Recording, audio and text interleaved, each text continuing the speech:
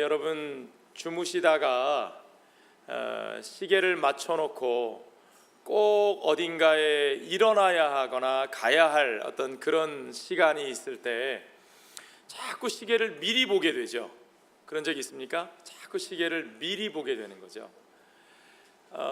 시계를 미리 본다는 뜻은 빨리 일어나서 그 일을 하고 싶다는 뜻이었으면 좋겠는데, 사실은 더 자고 싶은데 혹시라도 내가 시간이 늦을까봐 걱정이 되기도 하지만 조금이라도 시간이 남았으면 더 자려고 하는 마음에 시계를 또 자꾸 보는 거예요. 그 이상한 마음 아시겠습니까? 그러다가 시계를 보면 30분 전이에요. 30분, 내가 준비하고 나가는데 한 15분 걸리니까 15분 남았어, 15분 더 잘 수 있어. 그러고 눈을 감는 거죠. 중요한 시험이 앞에 있는데 공부하기가 싫습니다. 계속 놀고 싶어요. 그런 사람들이 주로 어떻게 하느냐? 달력만 들여다봅니다. 왜 달력을 들여다봅니까? 아직 시간이 남아있어, 아직 날짜가 있어 하는 걸 확인하고 싶어서 그런 거예요. 이틀이면 준비할 수 있으니까 아직 내가 하루 더 놀 수 있어. 그러면서 달력을 들여다보는 거죠. 누가 그러냐고요? 제가 그래요. 제가 날짜가 꽉 찰 때까지 안 하고 버티기 위해서, 정말 나가야 될 시간이 될 때까지 눈 감고 조금이라도 더 자기 위해서, 그래서 시계를 보고, 그래서 달력을 보면서 정말 언제까지 이렇게 버티고 있을 수 있는지 끝까지 버틸 때까지 버티는 사람, 그렇죠? 그런 사람이 저만 있나요? 아니요. 제가 볼 때는 요 앞에 웃고 있는 우리 다슬이도 그럴 것 같고, 많은 분들이 그와 같이 시계를 보고 달력을 보는, 언제까지 그렇게 내가 버틸 수 있는가 하는 그 마음이 다 누구에게나 있습니다. 오늘 바리새인들이 예수님께 질문을 한 가지 던졌어요. 질문의 내용이 무엇이냐? 하나님의 나라가 어느 때에 임하나이까? When the kingdom of God would come. 하나님의 나라가 언제 옵니까? 그렇죠?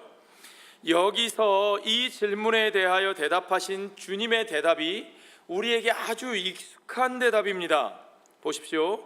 20절 중반부터 21절까지 예수께서 대답하여 이르시되 하나님의 나라는 볼 수 있게 임하는 것이 아니요 또 여기 있다 저기 있다고도 못하리니 하나님의 나라는 너희 안에 있느니라. 여기서 우리에게 제일 익숙하고 반가운 표현은 뭐냐면 하나님의 나라가 너희 안에 있다라고 하신 말씀이에요. 그런데 여러분, 이 말씀이 익숙하기는 하지만 우리가 이 말씀을 본문의 맥락 속에서 정말 제대로 이해하고 있는지 그걸 한번 생각해 보셔야 합니다. 주님이 말씀하신 하나님의 나라가 너희 안에 있다 하신 이 말씀, The kingdom of God is in your midst. 하나님의 나라가 너희들 가운데 있다, 너희 안에 있다. 이 말씀을 여러분 어떤 뉘앙스로 이해해 오셨습니까? 우리가 이 말씀을 잘못 이해하는 하나의 중요한 원인 중에 하나가 뭐냐면, 주님이 하신 이 말씀을 우리말 성경이 하나님의 나라는 너희 안에 있느니라 이렇게 번역했다는 거예요. 그런데 원문의 의미를 살펴보면 이걸 번역할 때 하나님의 나라는 이라고 번역하지 않고 하나님 나라의 오심은 이라고 번역하는 것이 좀 더 정확했을 것 같습니다. 보세요. 영어 번역에는 어떻게 되어 있냐면 The coming of the kingdom of God 이라고 되어 있어요.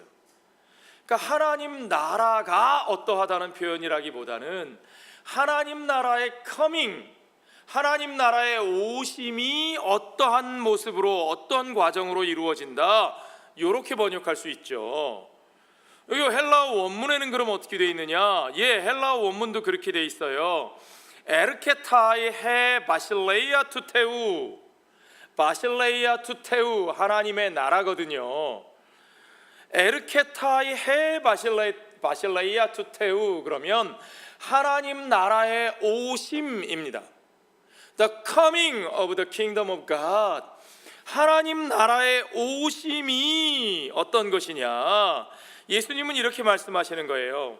하나님 나라의 오심이라고 하는 것은 우리 눈으로 관찰되어지는 것이 아니고 cannot observation, 그렇죠? 관찰할 수 있는 것이 아니고 여기 있다, 저기 있다, here is, there is 말할 수 있는 것이 아니다라는 거예요. 즉 다시 말하면 하나님의 나라는, 하나님 나라의 오심은 지금 어디쯤 와 있으니 언제 도착하실 것이다, 그렇게 말할 수 있는 것이 아니라는 거예요. 다시 말하면 우리가 자꾸 시계를 보면서 30분 남았어, 15분 남았어, 그러니까 아직 조금 더 시간이 있으니까 내가 조금 더 잘 수 있어 라고 예측할 수 있는 것이 아니라는 거예요. 주님의 말씀은 그런 뜻이에요. 주님이 어제 부산에서 출발하셨고 오늘 대구에 도착하셨고 내일 대전쯤 도착하신대. 그러니까 모레쯤 아마 서울에 도착하실 거야. 우리가 그렇게 눈으로 보고 여기까지 왔다, 저기까지 왔다, 그렇게 말씀할 수 있는 것이 아니라는 거예요. 뉘앙스가 달라지죠, 여러분? 한번 보십시오. 하나님의 나라는 너희 안에 있느니라. 영어 성경에는 because the kingdom of God is in your midst 이렇게 되어 있는데요. 헬라 원어에는 이두 가르 그랬어요. 이두는 behold, 보라, 이런 혹격이고요. 보라. 가르는 really, 참으로, 또는 indeed 그런 뜻입니다. 참으로, 보라, 참으로. 해 바실레이아 투데우, the kingdom of God. 하나님의 나라는 엔토스 휘몬 에스틴. 엔토스 휘몬이라는 말은, 엔토스는 within 또는 inside 그런 뜻입니다. 그러니까 직역하면 우리말 성경도 틀린 건 아니죠. 너희 안에 또는 너희 가운데 에스틴 있다. 엔토스 휘몬 에스틴. 참으로 하나님의 나라가 너희 가운데 있다. 근데 앞에 뭐가 붙어 있어요? 이두, behold, 보라. 참으로 하나님의 나라가 너희 가운데 있다. 앞에 있는 내용과 연결시켜서 생각해 보세요, 여러분. 이게 중요한 거예요. 이 말씀이 도대체 무엇에 대한 말씀인지 우리는 이제까지 어떻게 생각해 왔는지요? 우리는 하나님의 나라가 너희 가운데 있다 이 말씀을 하나님의 나라가 우리 마음속에 있다, 우리의 내면에 있다, 그런 식으로 이해해 오지 않았나요? 하나님의 나라는 바깥에 눈에 보이는 곳에 있는 것이 아니고, 하나님의 나라는 세상에 있는 것이 아니고, 현실에 있는 어떤 객관적인 무엇이 아니고, 실제가 아니고, 하나님의 나라라고 하는 것은 우리 마음속에 있는 것이다. 그래서 우리는 이걸 흔히 어떻게 적용했냐 하면, 천국은 우리 마음속에 있습니다, 그렇게 적용해서 여러분, 현실이 아무리 힘들고 고달플지라도 천국이 우리 마음속에 있으니까요, 우리가 마음속에서 천국을 누리면서 하나님과 함께 기쁘게 삽시다. 현실이 중요한 것이 아니고 뭐가 중요하다고요? 우리의 마음이 중요합니다. 내면이 중요합니다. 그런 말로 우리가 이해하지 않았냐고요, 이 말을. 하나님의 나라를 우리는 자꾸 내면화시키려고 합니다. 물론 틀린 말은 아니에요. 하나님의 나라, 주님의 통치는 우리의 마음속에 있고 우리의 삶 속에 있고, 그러므로 우리는 현실이 어떠하든지 그 마음속에서 천국을 누리며 살 수 있습니다. 아멘이죠. 맞아요.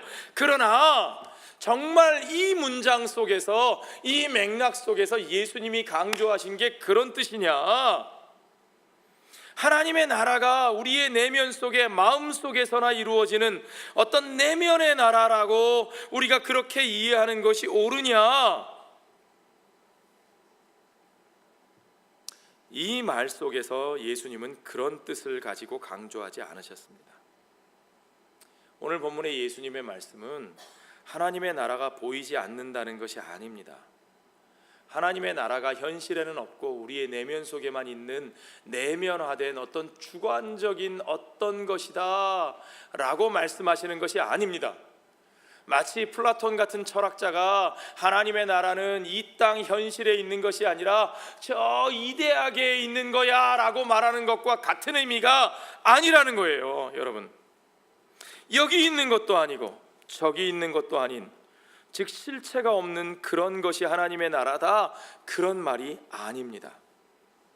주님의 말씀은 하나님 나라의 오심, The coming of the kingdom of God, 하나님 나라의 오심이 어떠한가에 대한 이야기예요. 왜요? 바리새인들이 그렇게 물었어요. 하나님의 나라가 어느 때에 오십니까? 하나님의 나라가 언제 오십니까?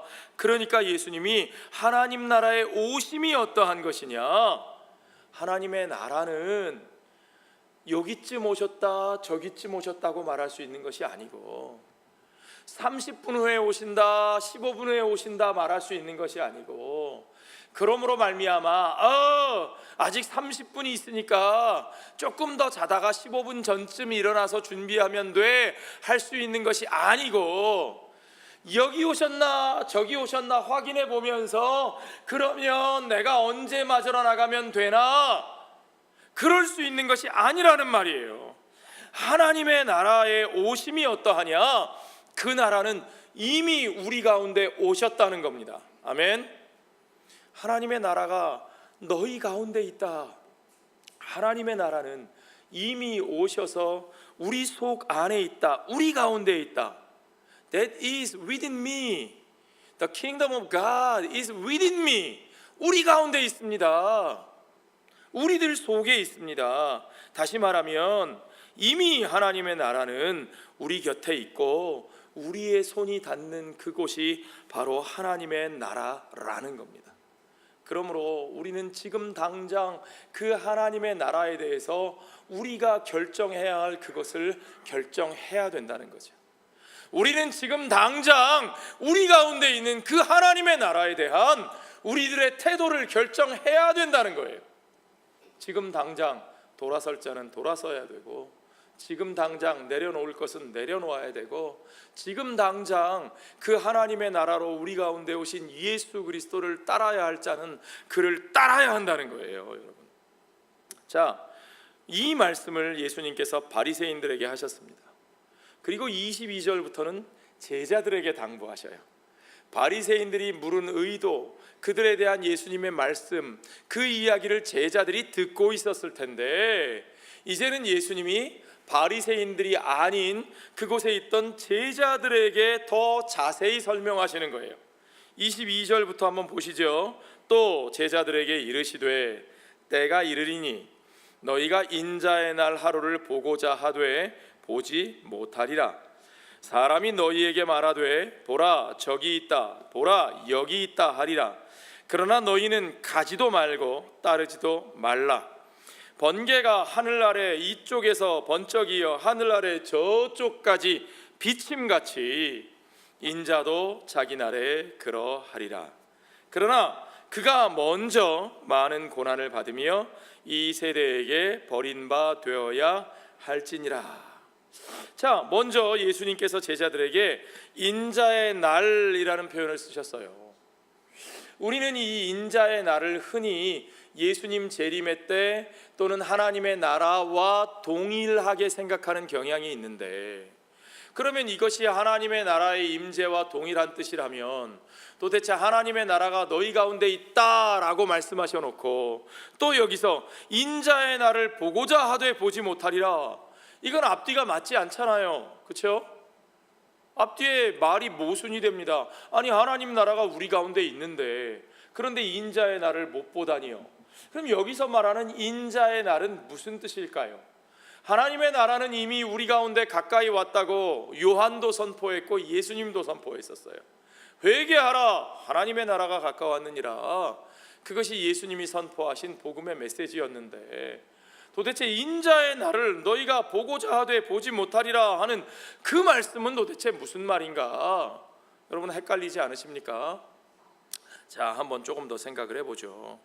우선 여기서 나오는 인자의 날이라는 말이 도대체 어디서 나온 말인지 여러분 그 배경을 아셔야 됩니다. 여기서 나오는 인자의 날이라고 하는 것은요, 다니엘서 7장에 나오는 이야기입니다. 다니엘서 7장에 네 짐승이 죽임을 당해요. 여기서 말하는 네 짐승이라고 하는 것은 이스라엘 백성들을 억압하고 통치할 네 나라를 말하는 겁니다. 어떤 나라일까요? 다니엘의 시대로부터 생각해 봅시다. 바벨론, 페르시아, 그렇죠? 바사, 메데바사. 그 다음에 어떤 나라가 일어납니까?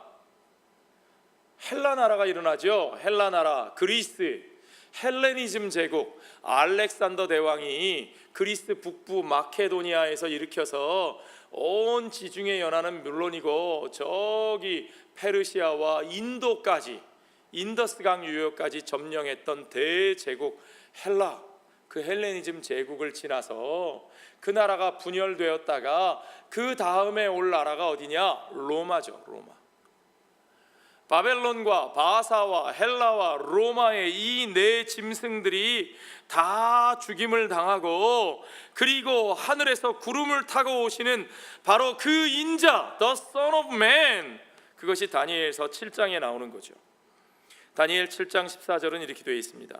그에게 권세와 영광과 나라를 주고 모든 백성과 나라들과 다른 언어를 말하는 모든 자들이 그를 섬기게 하였으니, 그러니까 모든 백성과 나라들과, 이 말은 이스라엘뿐만 아니라 여러 나라의 방언을 말하는 열국의 백성들이 그를 섬기게 하였으니 그의 권세는 소멸되지 아니하는 영원한 권세요 그의 나라는 멸망하지 않을 것이라. 하나님께서 그 백성들에게 인자를 보내주시는데 이 네 짐승들을 다 무너뜨릴 뿐만 아니라 그가 영원한 권세로 모든 자들이 그를 섬기는 그 나라를 세워주신다는 말이죠. 이스라엘 백성이라면 누구나 이런 나라를 기다렸습니다. 그들은 확신하기를, 자, 하나님께서 언젠가는 저 로마도 무너뜨리시고 우리 가운데서, 하나님의 백성들 가운데서 그런 나라를 세워주실 것이다. 그 인자의 날이 이르기만 하면 우리의 권세가 막강하고 영원해질 것이요 저들의 나라가 망할 때 우리들의 나라는 망하지 않을 것이라, 그렇게 기대를 했던 거죠. 그리고 모든 유대인들이 그날을 기다렸습니다. 경건한 이스라엘 사람이라면 당연히 그날을 기다렸습니다. 그래서 바리새인들도 바로 그날을 기다린 거예요. 그들은 그날이야말로, 그것이야말로 하나님 나라가 이루어지는 날이라고 생각했습니다. 그러니까 예수님 앞에 묻습니다. 그 나라가 이루어질 날이 도대체 언제입니까? 언제 저 로마가 무너지고 언제 우리들의 권력이 저들 위에 서게 되겠습니까? 주님께서 그들에게 대답하셨습니다. 하나님의 나라는 그렇게 너희가 보는 것처럼, 너희가 말하는 것처럼 그렇게 오는 것이 아니야. 그리고 뭐라고 말씀하셨죠? 하나님의 나라는 이미 너희 가운데 임하였느니라.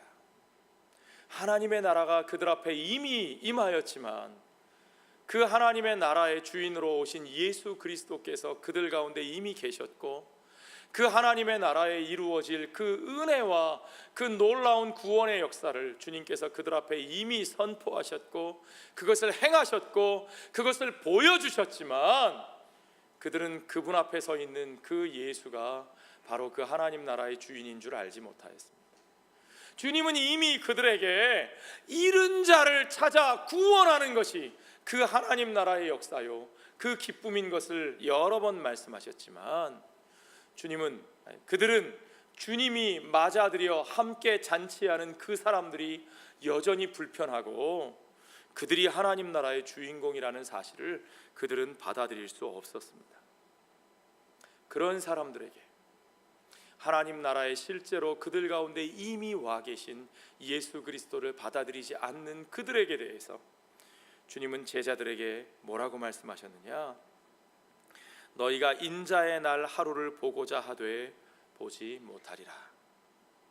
그들 모두가 다 그 인자의 날을 보고 싶었습니다.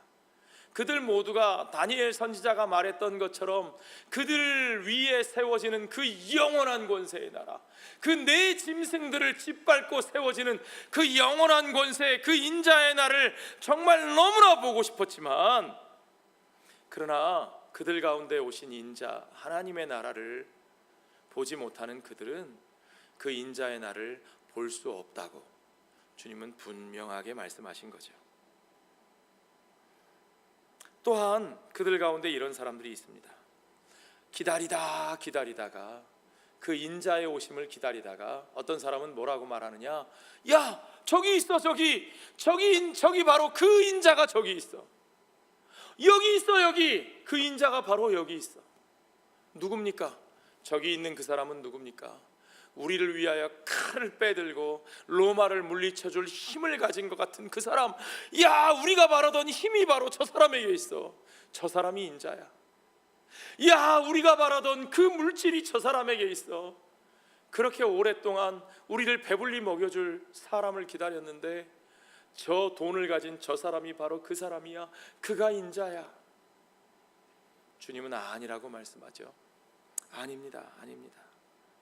인자가 여기 있다 저기 있다 하는 사람들, 그저 자기들이 필요로 하던 그것을 채워주는 어떤 존재를 향하여 그가 The Son of Man, 인자다, 그가 메시아다 라고 손짓하는 그 사람들, 그를 쫓아 우왕좌왕하는 그 사람들, 주님은 제자들에게 분명히 말씀하십니다.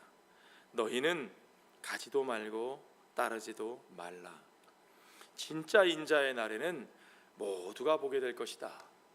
번개가 이쪽에서 쳐서 저쪽 끝까지 치는 것처럼 번개가 번쩍하고 쳤는데 여기 있는 사람은 보고 저기 있는 사람은 못 보는 게 아닌 것처럼 정말 그 인자의 날이 이르렀을 때는 온 세상이, 온 우주가 그것을 분명히 알게 될 것이라.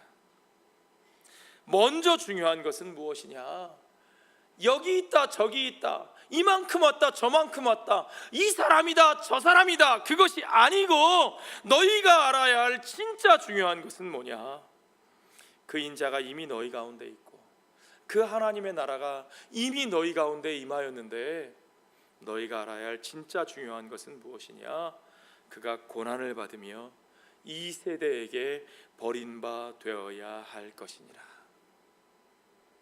그가 그의 나라, 그의 권세를 세우시고 하나님의 대적들을 눌러 밟으시기 전에 더 먼저 중요한 것은 뭐냐면, 그가 이 땅에 오셔서 그 백성을 위하여, 잃어버린 자들을 위하여, 죄인들을 위하여, 부정한 자들을 위하여, 여전히 자신들의 죄를 알지 못하고 그를 대적하는 그 모든 이들을 위하여 그가 고난을 받으시고 그가 채찍에 맞으시고 그가 조롱을 당하시고 그가 십자가에 달려 죽으실 것이라. 그가 걸어가시는 그 십자가의 길, 그들이 도저히 인자의 모습이라고 인정할 수 없는, 받아들일 수 없는 그 모습이 바로 하나님의 아들 메시아, 그 인자의 모습인 것을 그들이 바로 알고 그의 모습을 통해서 하나님이 이 땅에 이루시고자 하시는 일, 하나님이 이루시는 그 구원의 역사가 어떠한 모습으로 어떻게 이루어지는지를, 바로 그 십자가의 놀라운 구원의 도를 그들이 알아야만 그들이 바로 하나님의 나라, 인자의 날을 보게 될 것이라고 주님은 분명하게 그들에게 말씀하고 계십니다. 주님은 인자를 버린 그 세대에, 이 세대로부터 인자가 버림받아야 될 것이라 말씀하셨죠. 그 세대가 그 인자를 거절하고 버릴 것을 분명히 아셨습니다. 그 세대는 누구일까요? 그 세대, 인자를 버린 하나님의 메시아를 거부한 그들은 누구일까요? 저 이방인 로마 사람들입니까? 저 부정한 자, 저 부정한 문둥병자들입니까? 세리입니까? 죄인들입니까? 아니요. 주님이 말씀하신 인자를 버린 이 세대는 유대인들이었고 제사장들이었고 서기관들이었고 그들을 따르는 백성들이었어요. 우리는 압니다. 그 제사장들과 그 서기관들이 예수님을 죽이기를 공모하였고 그들을 따르는 백성들이 예수님을 십자가에 못 박으라고 소리쳤다는 사실을요.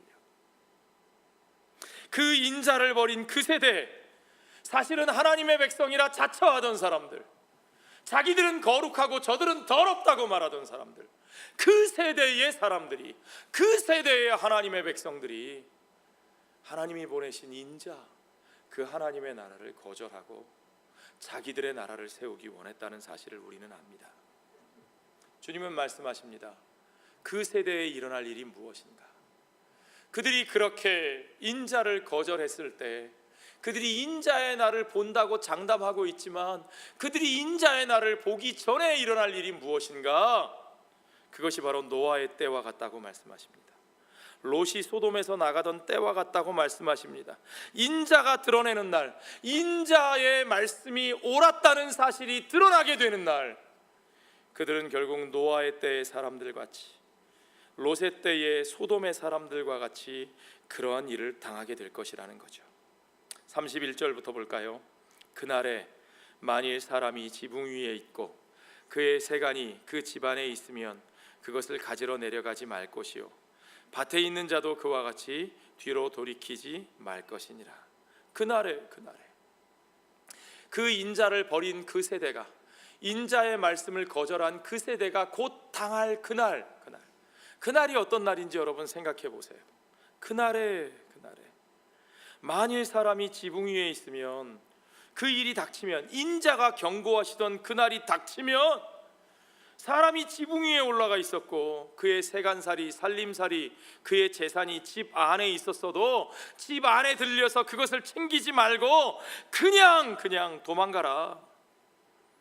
밭에서 있었다 할지라도 집 안에 돌아가 무엇을 챙기려고 하지 말고 뒤로 돌이키지 말고 그대로 도망가라. 돌이켜 거기에 남아있지 말고 그대로 너희가 가야 할 그 길을 가라. 32절에 그러면서 하시는 말씀이 롯의 처를 기억하라. 롯의 처가 어떻게 죽었어요? 하나님께서 그들을 구원하기 위해서 다 알려주셨음에도 불구하고 그 불구덩이를 빠져나오고 있다가도 그곳에 둔 것을 아까워하고 미련이 있어서 그것을 돌아보다가 굳어져 소금 기둥이 되었던 그런 여인이 롯의 처입니다. 그것을 기억하라. 돌아보지 마라. 너희는 돌이켜야 하고 돌이켜야 산다. 돌이키지 못하면 너희는 망할 것이라. 돌이키지 않는 자는 망할 것이라. 예수님께서 그 세대에 선포하셨던 말씀이죠. 어떤 자들이 어떻게 망할 것이라 그랬어요? 실로암 망대가 무너져 죽은 자들, 너희도 돌이키지 아니하면, 회개하지 아니하면 그들처럼 멸망할 것이라. 빌라도가 성전에서 갈릴리 사람들의 피를 제물에 넣어 그것으로 성전에 제물을 드리게 했다. 너희가 그 갈릴리 사람보다 더 의로운 줄 아느냐? 너희도 돌이키지 아니하면 바로 그 갈릴리 사람들처럼 그렇게 피를 보게 될 것이라. 망하게 될 것이라. 주님이 말씀하신 경고는 뭡니까?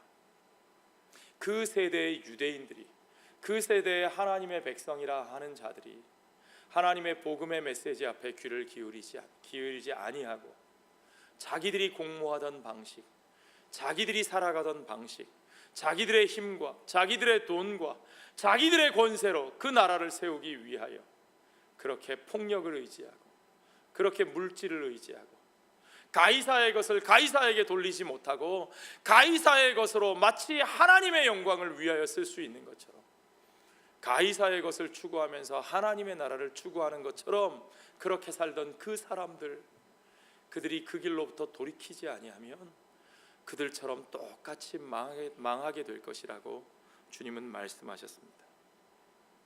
인자가 그 세대에 주신 그 경고에 따라 그들이 돌아서서 돌이켜 그곳으로부터 벗어나지 않으면, 완전히 다른 길을 가지 아니하면 그날에 노아의 때와 같이, 롯의 때의 소돔 사람들처럼 그렇게 자기들 스스로 먹고 마시고 심고 거두고 시집가고 장가가고 하던 그 방식대로 그대로 살다가 그렇게 그들이 결국은 그 목숨을 잃을 것이요, 멸망할 것이요. 여기 나와 있는 표현이 재밌습니다. 무릇 자기 목숨을 보존하고자 하는 자는 잃을 것이요 잃는 자는 살리리라. 내가 너희에게 이르노니 그 밤에 둘이 한 자리에 누워 있음에 하나는 데려감을 얻고 하나는 버려둠을 당할 것이요 두 여자와 함께 맷돌을 갈고 있음에 하나는 데려감을 얻고 하나는 버려둠을 당할 것이라. 여기서의 주님의 메시지의 초점은 그겁니다. 뒤를 돌아보지 말라. 돌이켜 너희는 그 인자가 너희에게 소개한 그 길을 걸어가라는 겁니다.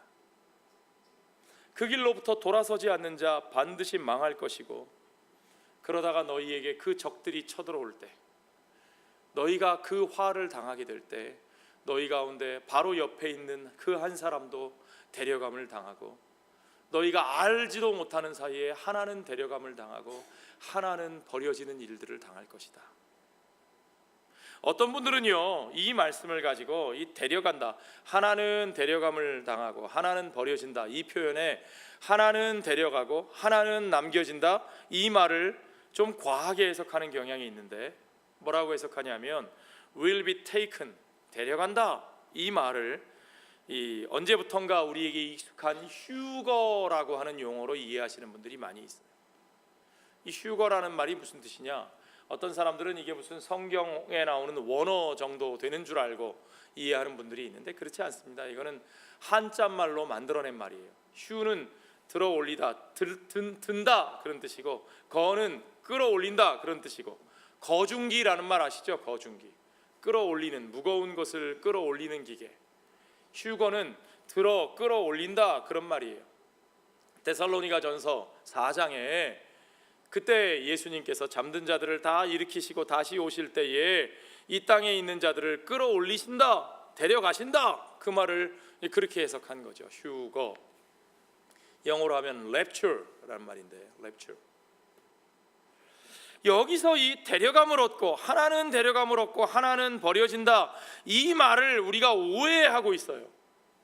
이걸 휴거로 이해하느냐, 예수님 오실 때에 믿음이 좋은 사람은 예수님이 끌어올려 미리 데려가시고, 믿음이 나쁜 사람은 여기 남겨져서 환난을 겪게 되고, 그러니까 믿음 생활 잘해, 이런 말로 우리가 이해하는 것이 옳으냐? 아니요. 제가 성경을 아무리 열심히 읽어봐도요, 여기 이 본문을 그렇게 이해하는 건 이건 과도한 해석입니다. 무리가 많아도 너무너무 많습니다. 아주 무리가 많은 해석이에요. 그렇지 않습니다. 여기서 주님이 말씀하시는 것이 무엇인가? 주님이 말씀하신 그 회개를 거부한 세대, 돌아서라는 말씀을 거부하고 그 칼을 내려놓으라라는 말씀을 거부하고 주님과 함께 돌아서 주님의 십자가를 지고 그 잃은 양을 찾아 구원하는 일에 동참하고, 그 잃은 자를 찾는 그 찾아 잔치하시는 주인과 함께, 아버지와 함께, 그 하나님과 함께 같이 기뻐하라 하신 주님의 그 평화의 복음을 거절한 세대가, 그런 세대가 당할 임박한 환난에 대해서 말씀하시는 거죠. 여기서 주님이 말씀하신 환난은 정말 임박한 환난입니다. 얼마나 임박했느냐? 예수님이 이 말씀을 아마 AD 한 30년경에 하셨다면 이 일은 언제 일어나느냐? AD 70년에 일어납니다. AD 70년에 주님이 그토록 안타까워하시며 경고하셨던 예루살렘의 멸망이 이루어지는 거죠. 로마의 반란을 일으켰던 그들의 행위의 결과로 로마의 군대가, 티토 장군이 로마의 대군을 몰고 와서 예루살렘을 완전히 짓밟아 예수님이 말씀하신 대로 돌 위에 돌 하나도 남지 않는 그런 일들이 벌어진 거죠. 그들의 자녀들이 그 차디찬 폐허 위에, 돌 위에 맺혀지는 그런 일들이 벌어지는 거죠. 하나님의 성전이 무너지고 그 성전에 가증한 것들이 들어서는 그러한 모습을 그들이 보게 되는 거죠. 주님은 지금 바로 거기에 대해서 말씀하고 계십니다. 그 돌아섬을 거부한 세대에게 벌어질 일들이 어떤 일인지, 주님이 이 말씀을 하시니까 제자들이 주님 앞에 묻습니다. 대답하여 이르되 주여 어디 오니이까? 이르시되 주검이 있는 곳에는 독수리가 모이느니라. Where, Lord? 그 일이 이루어지는 곳이 어디입니까 도대체? 처음에 바리새인들은 언제 하나님의 나라가 임하십니까? 언제를 물었어요. 이제 주님의 제자들은 도대체 어디서 그런 일들이 일어납니까? 어디를 물어요. 우리는 항상 그 언제와 어디에 관심이 많죠. 언제 주님이 오실까? 언제 세상이 끝장이 날까? 어디서 그런 일이 일어날까? 그 말은 뭐냐면 우리가 어떻게 하면 그런 위험을 피할 수 있을까? 그렇죠?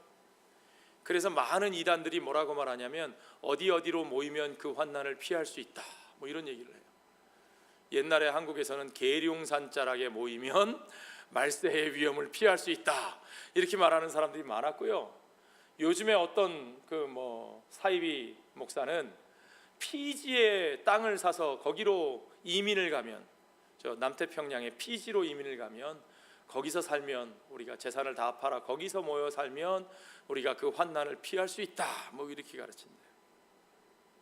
많은 사람들이 그런 데 관심이 많습니다. 언제, 어디서? 주님이 말씀하십니다. 너희가 그 징조를 보지 못하느냐? 이미 그 징조가 너희 가운데 있지 않느냐? 이미 시체가 썩는 냄새가 나고 거기에 독수리들이 모여들고 있지 않느냐? 여전히 너희의 힘으로, 말로는 하나님의 나라를 사칭하고 있지만 여전히 너희들의 권세를 위하여, 너희들의 돈을 위하여, 너희들의 힘과 너희들의 방식을 가지고 너희들의 나라를 세우려고 하는 너희들, 하나님의 나라를 거부하고 있는 너희들, 그 나라의 길로 돌아서기를 거부하고 있는 너희들, 너희들 위에 저 독수리, 썩어 냄새나는 시체와 같은 너희들의 위에 이미 저 독수리들이 몰려들고 있는 것을 보이지 못하느냐? 재미있게도 독수리라고 하는 것은 바로 로마 제국의 상징이죠. 그 로마의 권력이 너희들을 짓밟게 될 그날, 너희가 칼로 그 하나님의 나라를 이룰 수 있다고 생각하다가 결국은 그 칼에 의하여 짓밟히고 망하고 그 칼로 죽임을 당할 그날을 너희가 보지 못하느냐? 예수님께서 그들에게 경고하고 계시는 말씀입니다. 이 정도 성경을 읽으면 우리는 궁금증이 생깁니다. 그러면 예수님이 누가복음이나 마태복음에서 말씀하신 그 모든 내용들은 종말론적인 얘기가 아닌가? 그건 그냥 역사 속에서 AD 30년대부터 AD 70년 사이에 있었던 그냥 역사 속에서 지나가 버린 일인가? 그러면 오늘 우리하고는 아무 상관이 없는 이야기인가? 아니요, 그렇지 않습니다. 이 말씀은 분명히 AD 70년에 벌어질 그 참혹한 일을 가르치는 말씀이면서 동시에 주님의 이 말씀은 종말론적인 경고의 말씀이에요. 오늘 우리들에게도 똑같이 적용되는 말씀이에요. 예수님은 바로 그 종말론적인 구원의 길을 이미 여러 번 말씀하셨습니다. 여러분, 세례 요한이 뭐라 그랬어요? 회개에 합당한 열매를 맺으라 그랬잖아요. 그렇죠? 도끼자루가 이미 너희 옆에 놓였으니 회개에 합당한 열매를 맺으라. 도끼자루가 이미 너희 옆에 놓여 있다.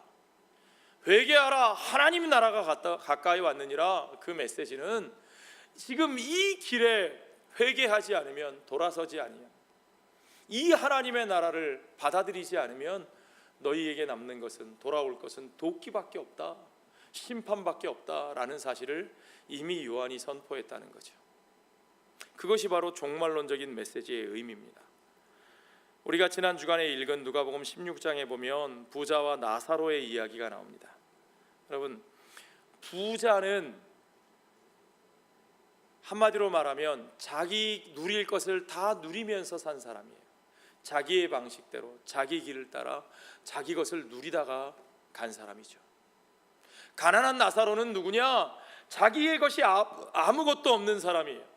자기가 가진 것이 없어요. 자기가 의지할 것이 없어요. 자기 스스로 해결할 수 있는 것이 없는 사람이에요. 이 이야기를 무슨 도덕적으로 자꾸 적용하시면 안 돼요. 부자는 무슨 나쁜 짓을 했으니까 벌을 받는 거고, 나사로는 또 무슨 착한 성품을 가졌거나 무슨 좋은 일을 했으니까 구원을 받은 거고, 아니요, 예수님의 이야기에는 그런 얘기가 눈꼽만큼도 안 나와요.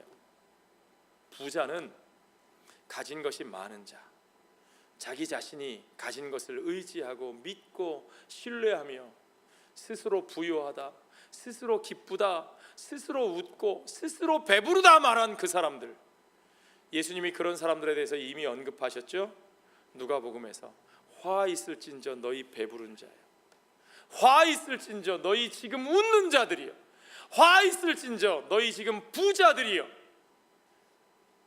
지금 너희가 가진 그것을 의지하여 그것으로 무언가 해낼 수 있다고 생각하는 너희들이여, 너희들은 그 하나님 나라를 받아들이지도 않고 너희는 그 하나님 나라의 길로 돌아서지도 않는 자들이기에 너희 앞에 있는 것은 그 심판과 멸망과 화밖에 없다는 것을 주님은 분명히 말씀하셨습니다.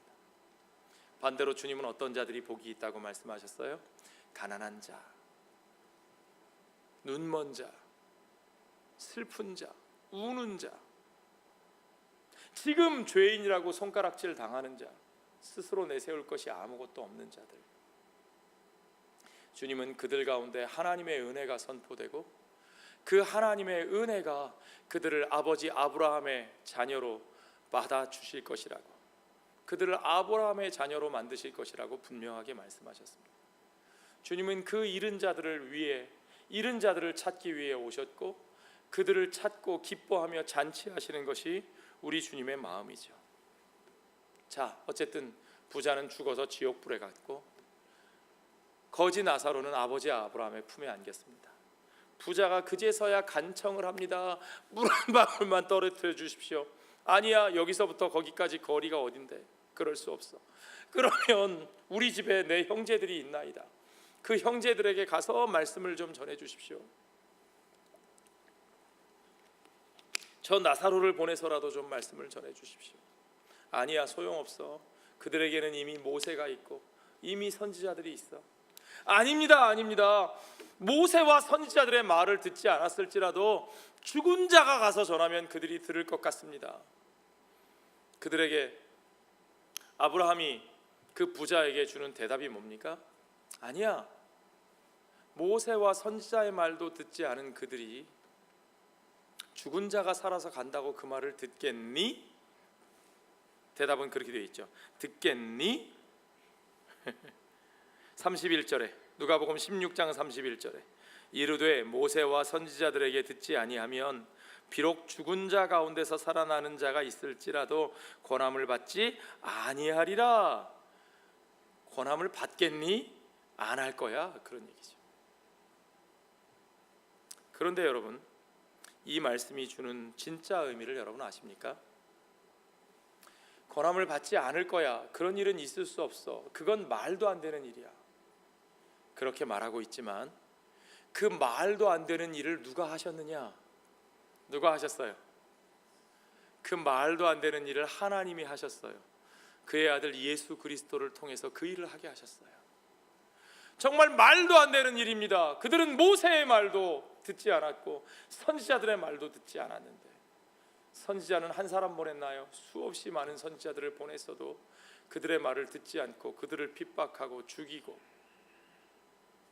그러나 이제 주인은 죽었다가 살아나신 그 아들 예수 그리스도를 그들 가운데 보내는 일을 하시는 겁니다. 그 말도 안 되는 일, 그 기가 막힌 일을 우리 하나님은 그 패역한 백성들을 위하여 자기들의 것을 믿고 자기들의 방식대로 살고 자기들의 배만 섬기며 사는 그들, 하나님의 은혜가 필요 없다고 큰소리치는 그들을 위하여 그 죽었다가 살아나신 하나님의 아들을 그들 앞에 보내시는 겁니다. 이 이야기가 우리에게 무엇을 말해줄까요? 왜 하나님은 이 말도 안 되는 일을 하십니까? 이건 또 한 번의 어떤 일이 아니기 때문에 그렇습니다. 이것이야말로 정말 놀라운 서프라이즈, 말도 안 되는 일, 그야말로 두 번 다시 있을 수 없는 일, 종말론적인 은혜의 역사로 우리에게 주어진 것을 여러분 믿으시기 바랍니다. 하나님은 정말 종말론적인 은혜의 역사로 마지막 방법으로 이 엄청난, 도저히 있을 수 없는 이 일을 우리 가운데 행해 보여주신 분이 우리 하나님이신 것을 여러분 믿으시기 바랍니다. 그게 예수 그리스도의 역사예요, 여러분. 그것이 우리에게 주신 구원의 복음입니다. 정말 종말론적인 복음이에요. 마지막 길이에요. 마지막 길. 다시 올 수 없는, 다시 요구할 수도 없는 하나님의 종말론적인 역사가 우리 앞에 펼쳐졌다는 사실이에요. 또 한 가지 이야기가 누가복음 20장에 보면 나옵니다. 우리가 모레 묵상할 말씀인데, 누가복음 20장에 보면 포도원 주인의 비유가 나오죠. 포도원 주인이 정당하게 농부들에게 세를 주고 갔는데 이 소출을 갖다 바치질 않아요. 야, 내게 주어야 할 것을 줘라. 그리고 메신저를 보냈더니 잡아 죽여버렸습니다. 두 번째 보냈더니 또 죽여버렸습니다. 세 번째 보냈더니 또 죽여버렸어요. 여러분 같으면 어떻게 하시겠어요? 어제 우리 새벽에 나눴던 이야기인데, 여러분 같으면 어떻게 하시겠습니까? 그 농부들이 얼마나 나쁜 놈들인지 알게 됐어요. 그죠? 이제 흉악한 작자들이에요. 그럼 어떻게 해야 돼요? 그러면요, 당연히 경찰에 신고를 하고요, 그 경찰들에게 일러서 사람을 셋이나 죽인 흉악한 놈들이에요, 무장을 단단히 하고 가셔야 돼요. 중무장하고 법에 의지해서 그들이 저항을 하면 다 사살을 해서라도, 그렇죠? 그래서 법을 집행해야 되는 거잖아요. 그것이 주인이 할 마땅한 일이에요. 그런데 그 주인이 어떻게 합니까? 내 사랑하는 아들을 보내면, 여러분 말이 되는 얘기입니까? 그 흉악한 자들에게 내 사랑하는 아들을 보낸다는 생각이, 이게 말이 되는 생각이냐고요. 그런데 하나님은 그 말도 안 되는 생각을 하셨고 그 일을 실행하셨어요. 그리고 정말 그 아들이 그들 가운데 가셨습니다. 그리고 그들 가운데서 피 흘리셨죠. 여러분, 이 일이 그저 또 한 번 있을 수 있는 어떤 일입니까? 아니요, 이 일은 절대 두 번 다시 있을 수 없는 일이에요. 이 일은 종말론적인 하나님의 피 끓는 결정이요, 그 일은 두 번 다시 반복될 수 없는, 온 우주 가운데 두 번 반복될 수 없는 유일한 정말 마지막 기회로 그들에게 주어진 하나님의 가장 귀한 그 놀라운 사랑을 우리에게 보여주는 종말론적인 사랑의 역사인 것을 여러분 믿으시기 바랍니다. 그 아들의 찾아감을 통해서 주인이 그들에게 바라시는 것이 무엇입니까? 그들이 이제는 나의 것을 인정하고 내 사랑을 받아들이고 내게로 돌아서겠지. 그러나 그들은 그 아들이 상속자임을 알고, 종인 줄로 잘못 알고 죽인 게 아니고요, 그 아들이 상속자임을 알고 그 아버지의 것을 자기들의 것으로 만들기 위해서, 그 주인의 것을 자기들의 것으로 만들기 위해서 그 아들을 죽였어요. 마치 탕자의 이야기에서 그 큰아들이 아버지가 주신 것이 아버지의 선물인 줄 모르고 아무것도 주신 적이 없나이다 했던 것처럼, 그들은 그 주인의 것을 자기들의 것으로 만들기 위해 그 아들을 거절하고 그 아들까지 죽이는 죄를 지었습니다. 자, 주님의 메시지는 뭡니까? 주님이 그들에게 보내주신 이 종말론적인 이 구원의 길을 거부한 자들에게 남은 것은 무엇입니까? 그 하나님 나라의 화평의 길을, 그 화해의 길을, 그 샬롬의 길을 받아들이지 않은, 거부한 그들에게 남은 것은 무엇입니까? 이제는 주인의 것을 지들 손에 쥐고 지들끼리 잘 사는 겁니까? 아니요.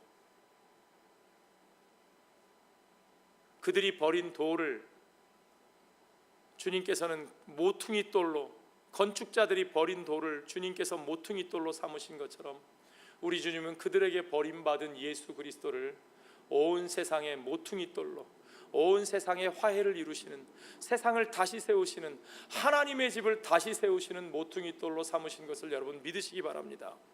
그 복음의 길, 그 평화의 길을 거부한 자들에게 남는 것은 그 돌에 부딪혀 깨어지는 것밖에 남지 않았습니다.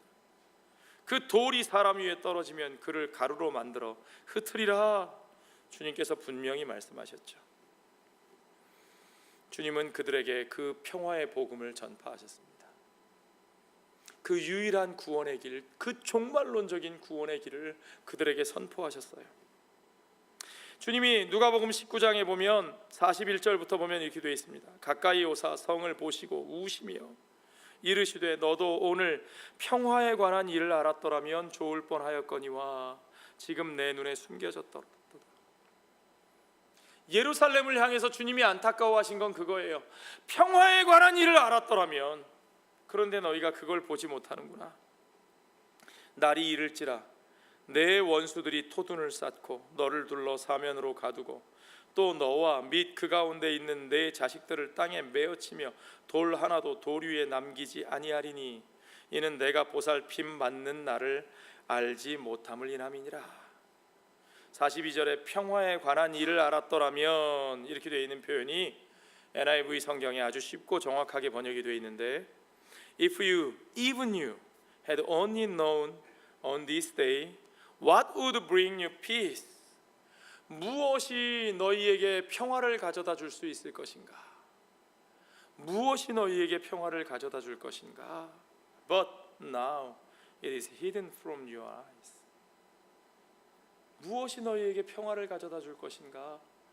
너희가 저 로마를 칼로 쳐서 무찔러 이기면 평화가 올 것인가? 너희가 저들의 손에 있는 금은 보화를 빼앗아 너희의 창고에 채우면 평화가 올 것인가? 너희가 이제까지 하나님의 나라라고 지칭해 오던 너희들의 나라, 저들을 물리치고 저들을 쫓아내고 저들을 증오하고 미워하고 배제하고 잘났다고 하는, 거룩하다고 하는 너희들끼리만 사는 나라를 세우면, 그러면 평화가 이루어질 것인가? 그러면 하나님의 샬롬이 이루어질 것인가? 너희가 그것을 보지 못하고 있구나. 너희가 그 평화로 나아가는 참된 길을 보지 못하고 있구나. 주님의 복음은 결국 바로 그 평화에 관한 겁니다. 우리가 어떻게 그 평화로 나아갈 수 있는가? 우리가 어떻게 그 평화를 얻을 수 있는가? 우리에게 하나님의 평화를 가져다주는 진정한 길은 무엇인가? 그것은 우리 예수님께서 그 세대에 전파하신 바로 그 복음이죠. 돌이켜 자기를 부인하고 자기 십자가를 지고 주님을 따르는 것입니다. 누가 그 길로 갈 수 있는가? 누가 주님과 함께 그 길로 갈 수 있는가? 내 것을 더 많이 가지고 더 큰 힘을 준비하고 그것을 가지고 저 사람들을 물리쳐내고 그리고 그들 짓밟은 위에 나의 성을 높이 쌓는 것인가? 아니요, 아니요. 내 손에 있던 것을 내려놓고 내가 붙들고 의지하던 그것을 내려놓고 내게 주신 주님의 십자가를 지고 그들을 품어 안고 그들을 위하여 피 흘리신, 그들을 위하여 기꺼이 기도하시며 그들을 용서하시고 그들의 죄를 대신 짊어지신 우리 주님처럼 그렇게 그 십자가를 지고 그들을 품어 안고 그들을 위해 희생하며 그로 말미암아 그들을 살리는, 내가 죽고 그들을 살리는, 하나님의 일에 땅에 떨어져 죽음으로 수많은 생명들을 살리는 것과 같은 바로 그 역사, 주님이 우리에게 가르쳐 주신 바로 그 길, 그 길만이 우리에게 진정한 샬롬을 가져다 줄 수 있습니다. 그 길만이 우리가 진정으로 주님의 나라에서 주님과 함께 새하늘과 새 땅에서 온전히 왕 노릇하는 진정한 주님의 길인 것을 여러분 믿습니다. 그 기회가 마지막으로 우리 주님을 통해서 주어졌어요. 두 번 다시 오지 않는 기회입니다. 우리 주 예수 그리스도께서 우리 가운데 오셔서 바로 그 길을 내어주시기 위해서 고난받으시고 십자가에 죽으시며 그 사랑으로 사망과 죄의 권세를 이기시고 부활하셔서 참으로 그가 온 세상을 다스리는 하나님의 권세가 온 땅에 이루어지기까지 아버지 보좌 우편에 앉아 계시다가 그리고 우리 가운데 참으로 진정한 왕으로 등극하시기 위해서 새 예루살렘으로, 새 하늘과 새 땅으로 그의 모든 성도들을, 잠자던 성도들이 부활하고 살아있는 자들이 주님을 영접하며 그 영과 육의 온전한 부활로 주님과 함께 서서 그 영원한 사랑의 나라, 그 평화의 나라, 새하늘과 새 땅을 다스리는 자로, 그 왕 노릇하는 자로 서게 될 이 놀라운 역사의 기회, 그것이 주님의 우리에게 주신 마지막 종말론적인 기회입니다. 주님은 우리에게 그 길을 선택하라고 말씀하셔요. 언제쯤 올까? 언제쯤 내가 바라던 것들이 이루어질까? 아직 시간이 있겠지? 아니요, 그런 이야기 아닙니다. 지금 우리를 위하여 일어놓으신 마지막 그 길, 그 종말론적인 기회, 그 구원의 길, 생명의 길, 평화의 길, 당장 우리가 그리로 돌아서서 그 주님의 길을 따라가야 한다고 말씀하십니다. 우리가 그리로 돌아서지 않으면 우리의 삶과 우리의 방향과 우리의 가치와 우리의 모든 실천과 우리 인생의 목표가 우리 주님이 열어놓으신, 우리 주님이 걸어가신 그 평화와 사랑의 길, 그 십자가의 길로 돌아서지 않으면 우리는 아무리 종교적인 열심을 가지고 무엇을 간절히 기다렸더라도 우리는 주님의 나라에서 영원히 그분과 함께 다스리는 삶이 아니라 결국엔 이 세상에 수많은 칼로 섰다가 칼로 무너진 그 사람들처럼, 물질을 기대하고 섰다가 물질로 멸망하고 지옥불에 떨어진 그 사람들처럼 우리도 멸망하고 마는 그런 불쌍한 한 허무에 굴복하는 영혼이 되고 말 겁니다. 오직 이 종말론적인 기회에 아멘으로 응답하여 돌아서서 그 평화의 길을 걸어가는, 십자가의 길을 주님과 함께 걸어가는 저와 여러분 되시기를, 우리들의 교회 공동체가 되기를 주의 이름으로 축원합니다. 기도하겠습니다. 아버지 하나님, 감사합니다. 오늘 우리가 참으로 우리 가운데 임하신 하나님의 나라, 우리 주 예수 그리스도와 함께 우리가 그 평화의 길로 돌아서는 자들 되게 하여 주시옵소서. 참으로 세상에 그 수많은 하나님의 이름을 들먹거렸던 사람들이, 그러나 결국은 세상의 길을 향하여 자기들의 칼을 가지고 자기들의 돈을 가지고 그렇게 멸망의 길을 갔던 것처럼 우리도 그 멸망의 길을 가지 않게 하여 주시고, 오늘 우리가 돌아서 주님께서 걸어가신 그 길, 잃어버린 자를 찾아 구원하고 그들을 품어 안아 용서하고 그들을 위하여 피 흘리며 참으로 그들과 함께 다시 그 부활의 영광으로 나아가 우리 하나님 아버지의 놀라우신 그 사랑, 우리가 정말 상상도 할 수 없었고 이해할 수도 없었던 그 은혜의 사랑, 그러나 그 은혜로만 우리가 구원받을 수밖에 없었던 그 유일한 소망의 길을 향하여 모든 것을 내려놓고 돌아서 주님의 길을 걸어가는 우리들의 삶이 되게 하여 주시옵소서. 모든 것을 주께 감사드리며 예수님 거룩하신 이름 받들어 기도하옵나이다. 아멘.